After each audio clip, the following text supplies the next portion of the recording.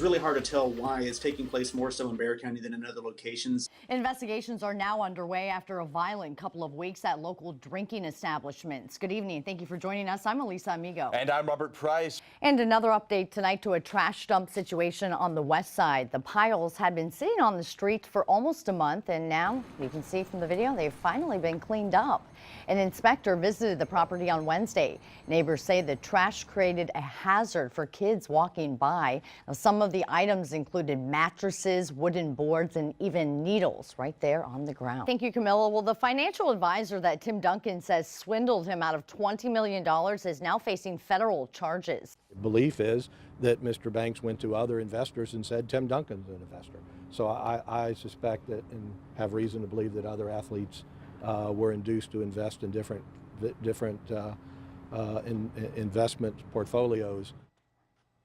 Banks faces up to 20 years in prison. Now, he did not speak to reporters today, but his lawyer tells us he is confident the facts will show there is another side to the story.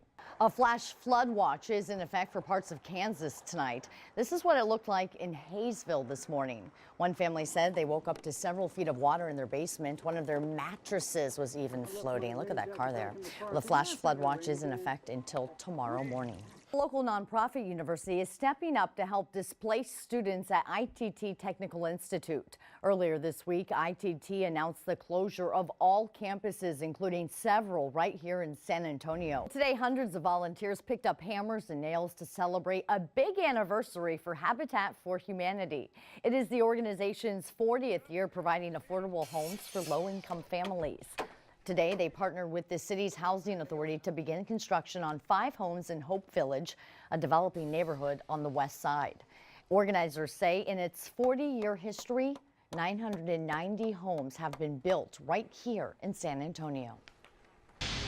In your consumer news, General Motors is issuing a new recall for more than 4 million vehicles across the globe. The automaker says a software defect can prevent airbags from deploying. They also say seat belts may not work properly. So far, 1 death has been linked to this recall. The recall affects certain model vehicles from 2014 to 2017 model years. How does it feel being surrounded by 2 guys named Robert? Oh, I feel so lucky. That's right. Boy. On each side. Well, the San Antonio Parks Foundation announced the lineup today for the 33rd annual Jazz Alive Festival. The 2-day event features award-winning musical acts on 2 stages. There's also all kinds of food, a kids zone, and an art alley. The event is free and open to the public. We're bringing a special lineup this year. We have Henry Brew and the Latin Jazz Orchestra is coming in, but they have a few special guests that are going to come and sit in with them. So you don't want to miss this year. It's going to be a great show. Jazz Alive takes place next weekend at Travis Park from 11 until 11:30, and that is fun. I don't know about you, but my nose has been killing me, and I want to know why. I feel like I think the other Robert could probably tell you why. Robert Loon has a look at your allergy report up next. I'm glad that Robert's in tonight.